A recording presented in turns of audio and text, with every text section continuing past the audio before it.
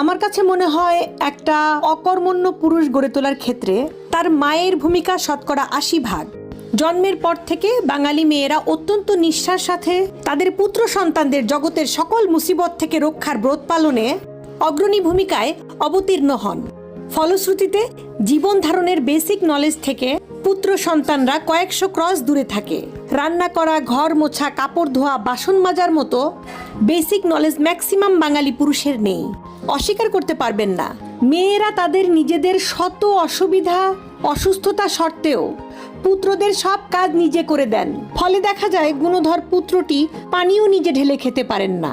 খাবার খাওয়ার পরে প্লেটটি নিজের হাতে রান্নাঘর পর্যন্ত রেখে আসতে পারেন না। সবচাইতে ভয়ঙ্কর ব্যাপার ঘটে যে ঘরের কাজকর্মকে কাজ হিসেবে সম্মান দেওয়ার মানসিকতা তাদের মধ্যে থাকে না, এবং এই সমস্ত অভ্যেসের কারণে কোনোদিন তৈরিও হয় না। এই অকর্মা পুত্রগণ